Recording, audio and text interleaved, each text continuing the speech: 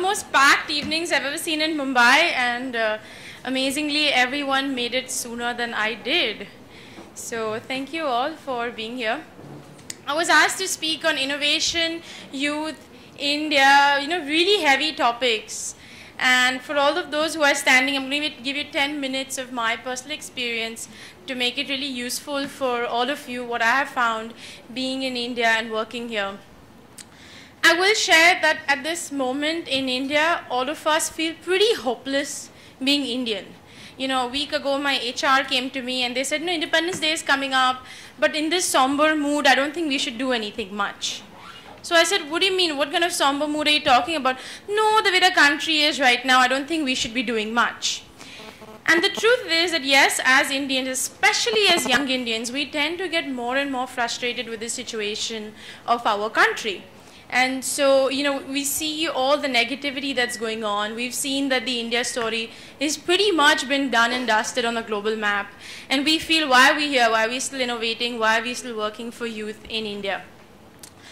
Well, let me tell you one thing, that yes, I agree overall the mood is pretty somber, but it's really always has been about the youth to deliver. And right now is a time when all of us cannot afford to jump ship. We cannot afford to say that, look, this place is getting horrendous, we need to move out of this country. In fact, we have to say that we need to repurpose our lives and give back and get back more from our country right now.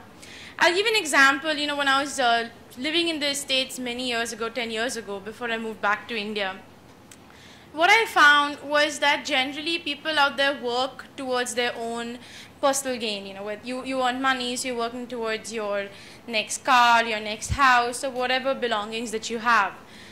What interests me about the youth working in India, including the ones who work for me, is that there's always a larger goal that they work towards. They're working towards building a brand. They're working towards uplifting their community. They're working towards giving back. They're working towards the whole India story.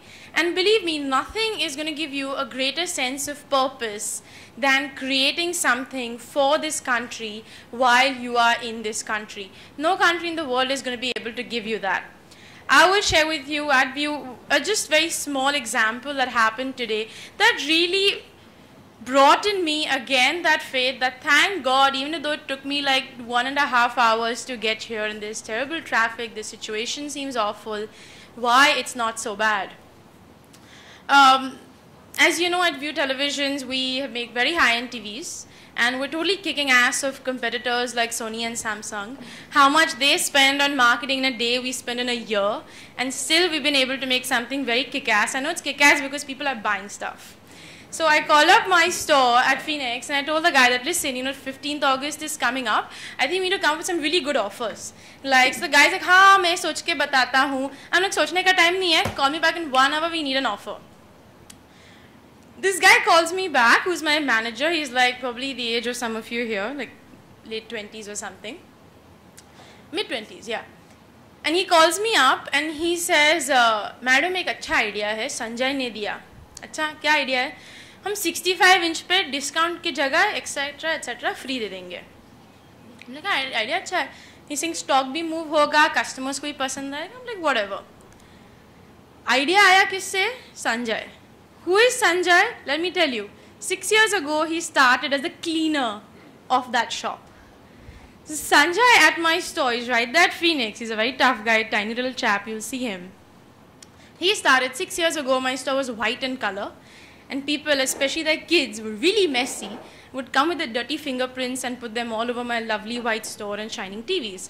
So we hired one of those, FMS guys that you see with the apron and cap, whose constant job is just cleaning. And in India, we're pretty much, these people are like invisible to us.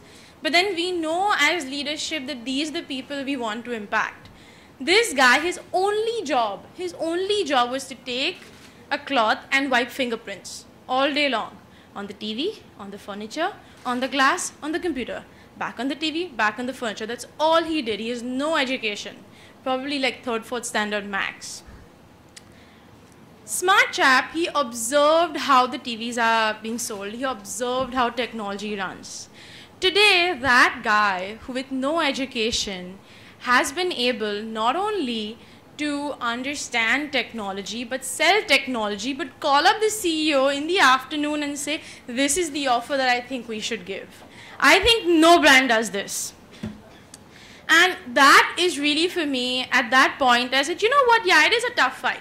I know in a country like this, every time I see the rupee rate, like what is the way it's being battered, is like a personal heartbreak for me, you know. People see movies to become emotional and cry. I think some of us read the Economic Times to become emotional and cry. And we look at that dollar price, it just like makes my heart sink every single day. What is happening to our country? And then I go back and I think of people like these, and I say, I have faith in the youth. I have faith in India. I have people who want to grow, who if given a chance, believe me, they will surprise you. And they come from all corners of this country. I have worked on and off with Samyak very long ago. And I really appreciate how some of these guys, we partnered with them to do this program in Dharavi called Handheld Stories, where we gave our 3D cameras to children in Dharavi with no education or little education to make films. And they made an amazing movie. It's online on YouTube. You can find it. And they learned how to use our products without any training. And that's fabulous. And so I say that in India, for us, we are very happy to build a brand. We're very happy that my team's average age is 28, that we are less than 100 people, that we build something that people love. But we've not done it by saying that, look, all the magic work is going to happen by the 45-year-olds in the boardroom, and the marketing is going to happen by some expensive agency whose office is somewhere up here at India Bulls. We have no ad agency, we have no old people, we have no big budgets. We just have young Indian people who think that we can take on the world, and we have, and have that faith. And we just need to create that democracy. There's one picture, I'd love to share it, that Samyak sent me, of this kid really focusing on that camera and creating a movie. That is magic. That gives you a sense of purpose. Going forward, as the Economic Times continues to batter us, and the dollar rate continues to shame us, and the ministry and all of them will just continue to hate us, what is going to help you? Indian youth.